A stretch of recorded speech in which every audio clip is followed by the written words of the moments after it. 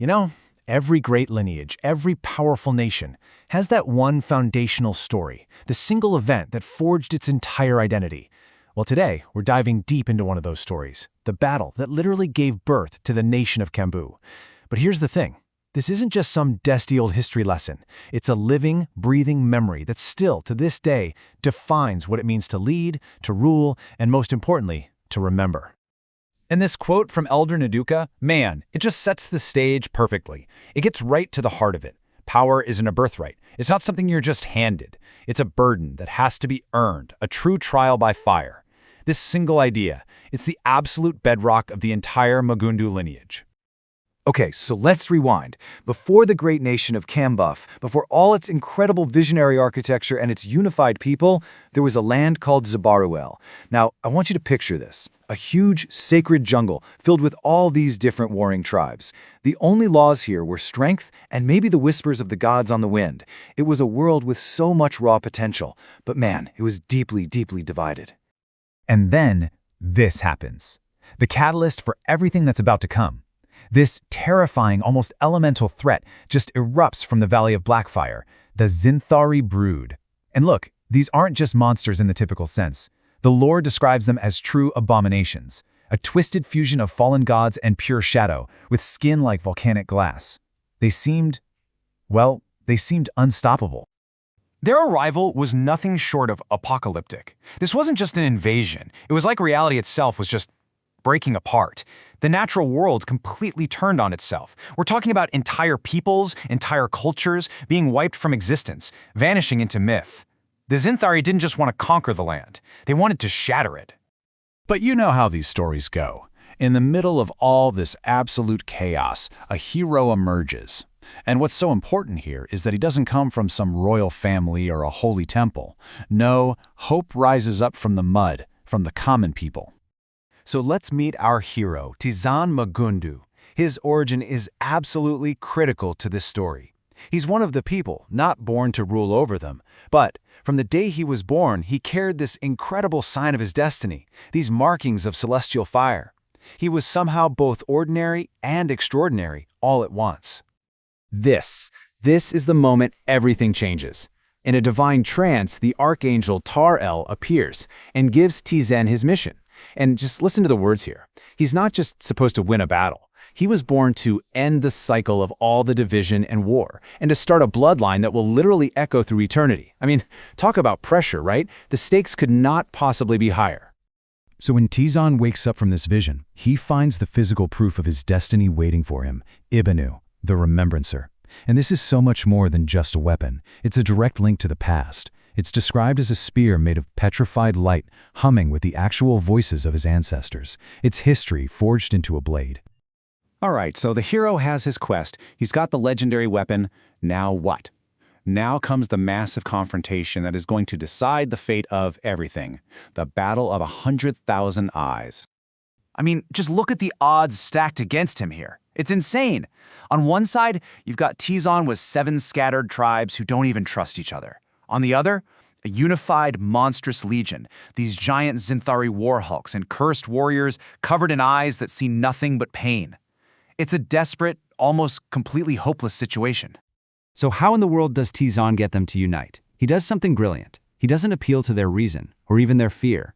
He speaks directly to their ancestral spirits. He gives them a choice: die today and just vanish, forgotten, or fight together and your bloodline will become immortal. A legend the stars themselves will talk about. He makes the fight about legacy, not just survival. And the battle that followed, wow, it was truly the stuff of myth. On the very first day, nature itself picks a side, and these jungle spirits rise up from the trees to fight. On day 2, the world gets twisted by the Zinthari curse, and rivers literally catch on fire. And it all comes down to day 3, a one-on-one duel between Tizan and the Zinthari leader, Zakorath, a fight so powerful it shatters the side of a cliff. The fighting is over, the dust settles, and out of the ashes of that cataclysmic battle, something entirely new is about to be born. This is the moment of creation. Think about that.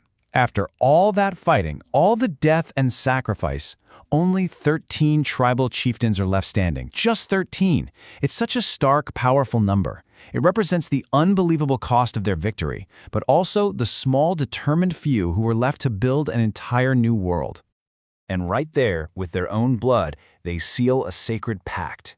This is the blood oath, the founding words of their new nation. They don't erase their separate pasts, they acknowledge them. But they commit right then and there to a single, unified bloodline and a shared future. A future they call Kambu. And for his part in all this, Tizan isn't named king. No, they give him a title that is so much more profound: Warden of the Realm. See, this means his job isn't just to rule the land. His duty is to protect the very essence of his people, their history, their bloodline, and their path through time itself. So why does this ancient battle still matter so much in the modern world of Kambuf? It's simple, really. It's not just a story they tell their kids. It's the living standard by which every single future leader is judged. And this is where it gets really fascinating. It's called the trial of memory. To earn the right to rule, an heir can't just read about history in a book. They have to spiritually relive Tizan's entire battle. They have to walk in his shoes, feel his desperation, face his enemies, and make the same impossible choices. It is the ultimate, and I mean ultimate, test of worthiness. And that right there, that reveals the core philosophy of this entire incredible nation. True lineage, true royalty, isn't about whose blood runs in your veins. It's about your capacity to truly understand and honor the sacrifices that made your own existence possible. You see this inscription on Tizan's tomb, and it just says everything. The people of Kambuf, they don't hide from their violent, chaotic origins. They embrace it. That fire, that struggle, that is the source of their strength, their resilience, and their absolute right to rise. So, I'll leave you with this question to chew on. It's one thing to hear about courage and sacrifice, right? It's a completely different thing to actually experience it. If your right to lead, your very worthiness, depended on you facing the single greatest struggle of your ancestors, do you think you'd be found worthy? Would you pass the trial? Welcome back. We know the name of this platform is Beyond the Comfort Zone Talking Shit with King-Kambuf, but today we are going so deep into the philosophical and spiritual architecture of Kambuf that we might actually hit enlightenment. That's the goal. We're skipping the usual stuff, you know, the current politics, trade deals, all that. We're going straight to the source code. We are indeed. We're pulling up the foundational text, the absolute genesis of this entire enduring civilization. I'm talking about the monumental work, Mah'Kanu, and the genesis of Kambuf. And we're not even trying to tackle the whole thing. Oh God, no. We'd be here for weeks. Our whole focus today is on one single defining moment. A seismic chapter detailing the event known forever as the battle beneath the Mah'Kanu skies. That's right. And for you, the listener, who is already pretty deep in the lore, think of this deep dive as your ultimate shortcut. It's not just a battle summary. It's an extraction of the essential, like the non-negotiable nuggets of knowledge around how the entire royal lineage, the Mah'Kanu line, was forged. This is the origin story where legitimacy wasn't just granted, it was earned. And that word earned is everything. It's the key differentiator that sets Kambuf apart from any other monarchy or kingdom we study. Their right to rule is literally written in the stars and sealed in blood. Right, under a sky that had turned hostile. Exactly. Elder Nduka of the Tree of Memory captured it perfectly. He wrote, "Before the crown was worn, it was earned, not by inheritance, but by flame, blood, and the will of the ancestors." And that last line. The line of Mah'Kanu was born not from peace, but from war. I mean, that's not just history, that's a declaration of cultural intent. I find that declaration so fascinating because it immediately reframes their whole concept of leadership. The bar is set so impossibly high that, peaceful times almost feel like a betrayal of the foundation. It's a heavy burden. So let's set the scene. Let's orient ourselves. We're talking thousands of seasons ago. Long before those glorious royal palaces were carved from the obsidian cliffs of Mount Ghalabah. Oh, way before. You need to picture a totally different landscape. We're in the ancient land of Zubaru'el, a sacred, really densely jungled region in the west. And critically, it wasn't a nation. Not at all. At this stage, Zubaru'el was a mosaic of scattered, highly traditional, fiercely independent tribes. And they were always skirmishing, rife with internal conflict, each one trusting only their own specific ancestor spirits. So a land politically fragmented and spiritually divided. A geopolitical disaster waiting to happen. Which, of course, is precisely when the cosmic disaster decides to arrive. Exactly. That tribal division was the weakness. It was the gap in the shield that the true enemies were waiting to exploit. The moment the internal fighting hit its peak, the real crisis arrived, and it shifted the whole game from a tribal skirmish to a war for existence itself. Okay, so if the tribes were constantly at each other's throats, what was the one force terrifying enough to make them even think about unification? Well, it wasn't an earthly enemy. That's the key. The source text tells us the stars themselves declared war. It's a literal cosmological event. The stars bled red. That's the imagery. The stars literally bled red over the Mah'Kanu skies. And this red celestial light, it wasn't just, a pretty sunset. It was the signal, the herald for the invasion of the Zinthari brood. And this threat was existential. Completely. Supernatural, anti-natural even. They descended from a place that already sounds corrupted. The Valley of Black Fire. Right. The name alone tells you it's a place where light and life just cannot exist. It's not just an ominous name. It signifies a physical place where the very geology has been poisoned by dark power. And what's fascinating is the sheer devastating scale of the cataclysm they brought with them. They didn't just fight a war. No, they fundamentally broke the natural laws of Zubaru'el. Broke reality. How exactly did they do that? Yeah. Because the description of the aftermath sounds less like war damage and more like the unraveling of existence. That's the distinction. War damage is infrastructure. The Zinthari inflicted metaphysical damage. The text says the land fractured violently, suggesting seismic activity driven by, a magical force. Okay. Crops failed instantly, mass starvation.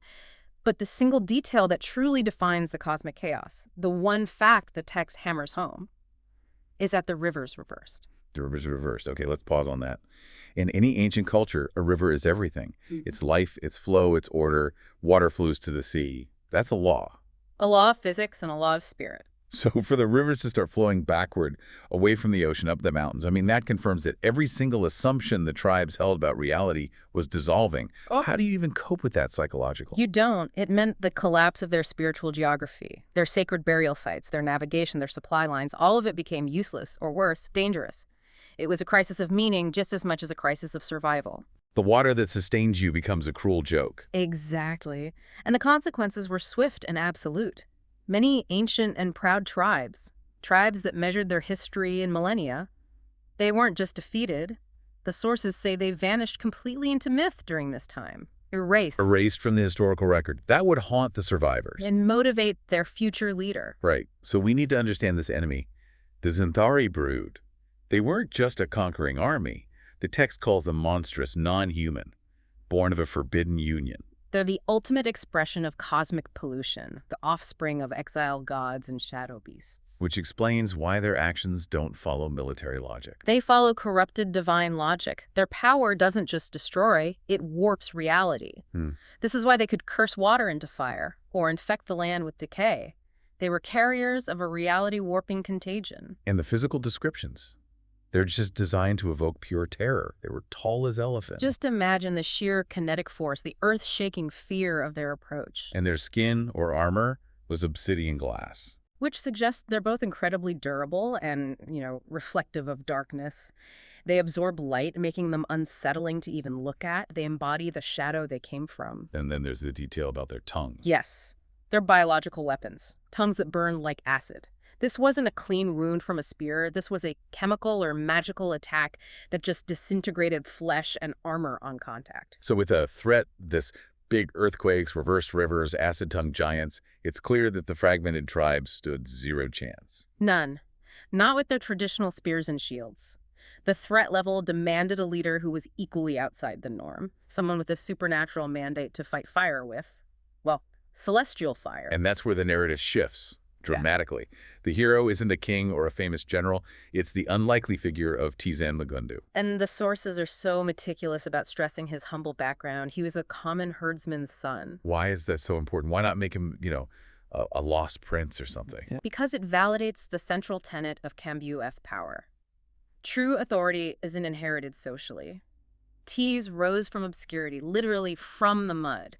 He wasn't rich, not connected, not anointed by any of the failing temples. It's a rejection of the old broken system. It's a total rejection of the fragmented tribal structures that relied on lineage alone, it says. When existence itself is on the line, look to the unexpected. But he wasn't just a herdsman. This is what I find so remarkable.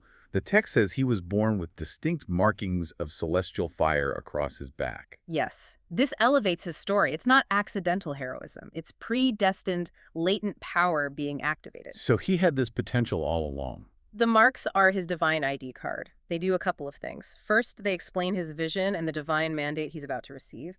Second, they provide the justification for these fiercely independent tribes to eventually follow a mere herdsman. It's proof. It's empirical proof that the higher powers, the ancestors, the archangels, had already chosen him. He wasn't just reacting to the chaos, he was activated by it. The chosen key for a cosmic problem. So his true lineage wasn't his father, the herdsman. It was the starfire etched onto his skin. Precisely. And this activation happens. Well, it happens in a vision, as these things always do. Yeah. He's asleep, but the setting for his slumber is deeply significant. He sleeps under the Tree of Echoes. The text describes this as a place where the ancestors literally speak through the roots in the wind. It's a nexus point where the past meets the present. So his mission can't be a personal whim. It has to be validated by the history of the land itself. Exactly. The vision links his future actions directly to the forgotten wisdom of the past. And the divine messenger isn't some minor spirit. It's the archangel Tahariel, the flame bearer. This is top-tier cosmic intervention. Highest level. Yeah. And the terms of the prophecy Tahariel delivers are not gentle. They are harsh and profound.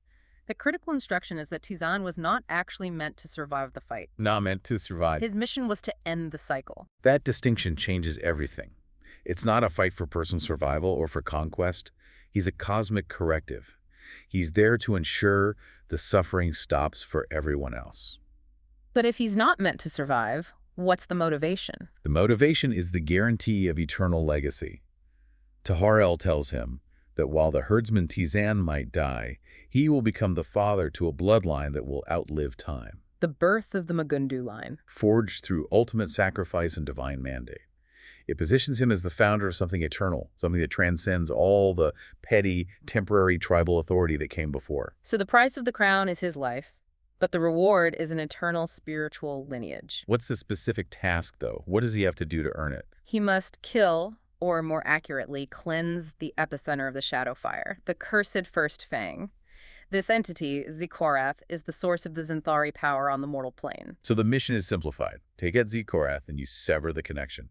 You stop the infection. Exactly. So Tizan wakes up from this intense world-defining trance, and lying beside him is the proof, his divine tool. Ibanu the Remembrancer. And the weapon is a physical manifestation of the prophecy. Its description is just loaded with meaning.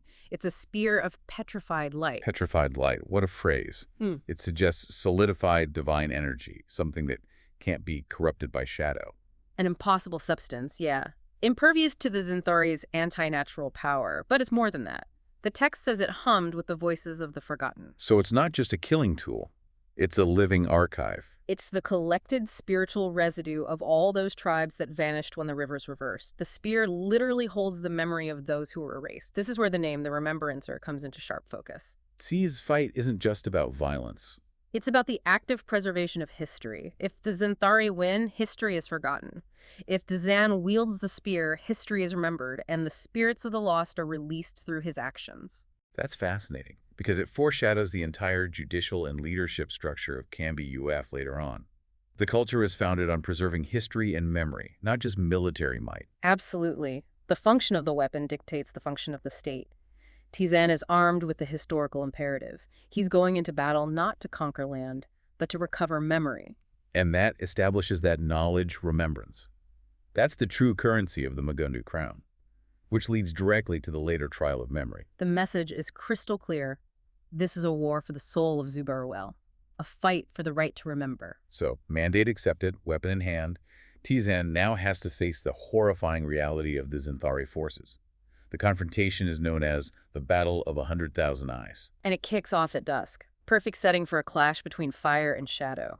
The enemy formation was terrifyingly organized, not just a mindless horde. A clear hierarchy. Designed for maximum destructive impact. Leading the charge, you have the heavy artillery, the living siege engines.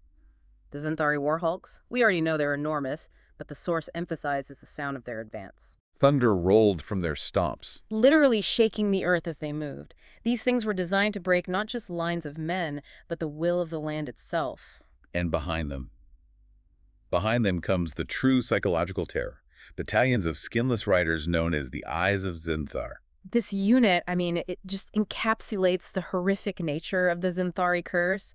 They were literally skinless, exposing raw muscle and nerve, and they were defined by their torment. Eyes covering their chests, arms, and backs. And they were cursed to see all pain, but never allowed peace. Let's break that down. What does that mean, to be cursed to see all pain? It means they exist in a state of perpetual, unrelenting sensory overload.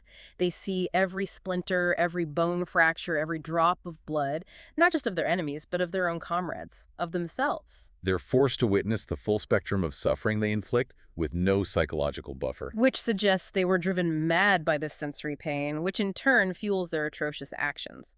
They were simultaneously the torturers and the eternally tortured. It adds this layer of tragic desperation to the enemy. They're just extensions of that god disease Tizan has to cleanse. Exactly. But before Tizan could even face them, he had a huge problem behind his own lines, his own small, fractured army. Right. He was a herdsman who had only managed to rally 7 fragmented tribes. Tribes that had spent generations fighting each other. They trusted no one outside their immediate kin. Their loyalty was exclusively to their own specific ancestor spirits. He had them there physically, but not spiritually. This is where his leadership genius comes in. How did he bypass centuries of rivalry in a moment of existential crisis? He used what you could call ultimate spiritual diplomacy. He didn't waste time trying to negotiate with the living chieftains. They were too mired in their grudges. So you went over their heads. Completely. He bypassed them and spoke directly to the spirits of their forebears. He invoked the greater shared lineage of Zubaru'el, appealing to the memory of a time before their divisions. That's brilliant. He shifted the allegiance from the temporary, flawed living leaders to the eternal, respected ancestors. And his message wasn't about promising them victory or land. He promised them transcendence. He told them that if they died divided, they would simply vanish, just like the erased tribes. But if they fought united, their collective blood would become legend. He commanded them to make the stars speak of you. He made the stakes cosmic. And that collective choice to define their future together, that's really the conception of KING-KAMBUF. Unity forged not from affection, but from the sheer necessity of remembrance against oblivion. And that new unity was immediately tested. Over 3 brutal days, this battle was a supernatural trial designed to break them. So let's look at that. Day 1. This sounds almost like a mythological confirmation of Tizan's cause. Yeah. Nature itself joins the fight. It does. The text is explicit. Tizan's ability to command unity went beyond the human realm. The jungle spirits, these entities woven into the bark and the wind of the ancient forest, they emerged to fight alongside the human tribes. Which confirms that the natural world, the very ecosystem, recognized the Zinthari as an enemy of life itself. He wasn't just a leader of men, he was the champion of the earth. What a psychological boost that must have been for the tribes. Seeing their own protective spirits materialize to fight a common enemy. But then came day 2. And this sounds like the darkest night. Day 2 was pure psychological and logistical warfare, the ultimate display of anti-natural power. The water itself turned to flame. Just think about the breakdown that causes. You can't rely on the rivers for defense, for drinking, for sanctuary. Every stream, every puddle, every drop of rain is a lethal, burning hazard. It's catastrophic. How did his army even survive that without complete self-immolation? Well, it solidified the necessity of their new unity. Survival now relied entirely on the strength of their combined spirits and Tizan's celestial protection because the physical laws were gone. They had to fight not just the Zinthari, but the environment itself. It was designed to break their will, to make them question if even their divine mandate was strong enough to withstand reality turning against them. But they endured. They endured the fire, the acid, and by day 3, the exhaustion and the supernatural horrors all culminate. The stage is set. The final duel. At the cliff of Olkaru. This was the moment of destiny. And now we get to the confrontation that will determine everything. The herdsman, Tizan against Zikorath, first fang of Zinthar. Tizan had the spiritual mandate, but Zikorath had raw, primal corruption on his side. And the sources convey the sheer, terrifying power of this duel. It wasn't just a sword fight. It was a contest of forces so immense that it physically and permanently altered the landscape, It shattered the cliff. causing massive geological upheaval. The battle permanently scarred Zubaru'el, and Tizan's spear, Banu the Remembrancer, it didn't just strike its target, it screamed. That scream. That must have been the sound of centuries of forgotten history being violently released. But the outcome, the victory itself, is defined by one word that separates this from just simple warfare. Yes. This is the crucial analysis. Tizan's victory was not a mere military execution. The text specifies he cleansed Zikorath. He burned the god disease from his flesh. He's acting as a cosmic purifier. Exactly. If Tizan had just killed Zikorath, the god disease would simply find a new host, and the cycle would continue. By purifying him, he eliminated the source of the spiritual infection itself. He fulfilled Taharel's mandate. To end the cycle. And so right from the start, the defining feature of KAMBUF warfare is purification, not conquest. They're defined by their ability to eliminate the spiritual source of corruption. But what happens to the soul? The purified but still extremely powerful soul of the first Fang. The fate of Zikorath's soul is one of the most technical and fascinating nuggets of lore in this text. It was sent to the spirit recyclers for judgment. Which is not the traditional heaven or hell we see in other mythologies. Not at all. So tell us more. What are the spirit recyclers? Why is sending him there so significant? The spirit recyclers in KAMBUF cosmology are the ultimate mechanism of cosmic order. Think of them as an extra-dimensional spiritual factory. They're designed to break down and reuse the energy from souls that are too corrupted, too powerful, or just too dangerous to be allowed to reincarnate or move on normally. So it's a form of absolute spiritual disarmament. You can't just kill a god beast. You have to dismantle its spiritual essence so it can never be reconstructed. Exactly. It confirms Tizan's role as an agent of cosmic law. He had the authority to veto the enemy's very existence. He didn't just win a battle, he processed a threat at the metaphysical level. And that act permanently cemented the Mah'Kanu lineage as custodians of cosmic order. With the source of chaos gone, the immediate challenge snaps back from warfare to politics. How do you unify these tribes into something that lasts? And that was achieved through the blood oath of the 13. After the 3 days of terror, 13 remaining tribal chieftains came forward. The 7 Tizan led, plus 6 others who rose up to represent the other remnant groups. And this is the crucial political distinction. They knelt before Tian, but not to submit. Not as vassals to a king. No, they knelt to bind their lines to his. It establishes the state on mutual consent and voluntary spiritual binding, not conquest. What was the ritual? Profoundly symbolic. Each chieftain spilled a drop of their blood directly into the roots of the ancient tree, very likely the Tree of Echoes, where Tizan got his vision. So the blood pact linked their political future directly to the wisdom and memory of the ancestors. Their blood became one life force feeding the future. And the declaration they made just perfectly encapsulates the new KAMBUF identity. Let our line be one. Let our past be many. Let our future be KAMBUF. That's a political constitution in 8 words. Unity is the goal, but the diversity of the past is respected. It's not erased. And that declaration formally birthed the Mah'Kanu lineage and established the name KAMBUF. And Tizan's title, granted at that moment, reflects the cosmic scale of his achievement. He was the first warden of the realm. Let's spend a second on that title. Warden of the realm, it is deliberately set higher than king. What does that signify? Well, a king rules a territory and its people. A warden is a guardian, a custodian. Tizan wasn't claiming dominion over the tribes. He was accepting responsibility for guarding something abstract and far more precious. Knowledge, the bloodline, and time itself. Ensuring the dark cycle never begins again. The warden is a guardian of cosmic order, accountable to the ancestors, not just the living.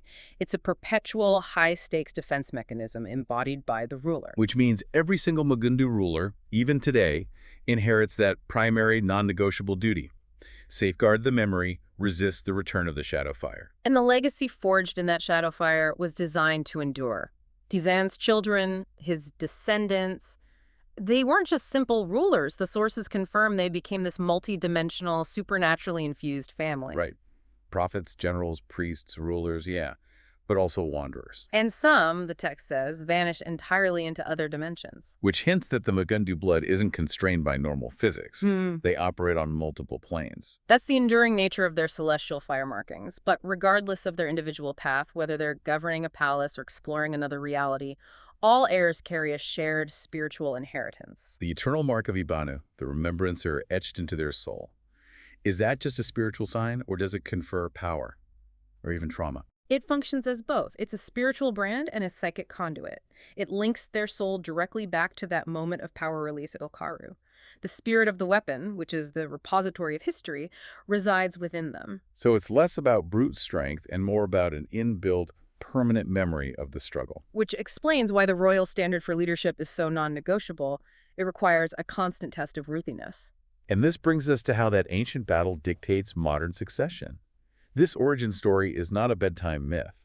It's a mandatory spiritual exam. Precisely. The royal lineage isn't just inherited. It has to be earned anew in every single generation through the trial of memory. What exactly does that trial entail? It sounds incredibly arduous. The requirement is absolute. The heir must relive the battle of Mah'Kanu. They are forced to walk in his spirit's footsteps. And this isn't a simulation. It's a full, visceral, spiritual insertion. They have to experience the fear of day one, the agony of day two when the water turns to flame, and the final shattering moment of cleansing on day three. They have to face the psychological strain, the pain, the overwhelming horror of witnessing the Zinthari curse, including the sight of the perpetually tortured eyes of Zinthar. Why is this specific reliving of trauma necessary for leadership? It's the ultimate proof of worthiness, but more importantly, it prevents complacency.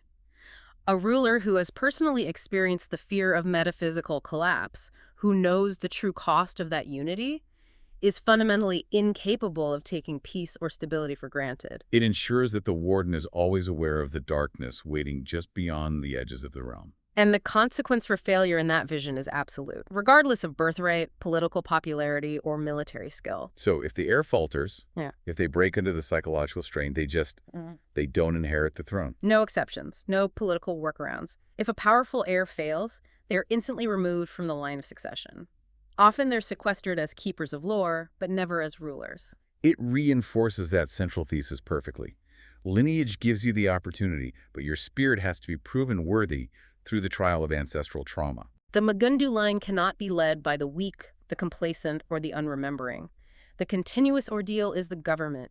It's their self-identity, which we see inscribed right on Mah'Kanu's tomb. The summation of their entire culture. We were not born of peace.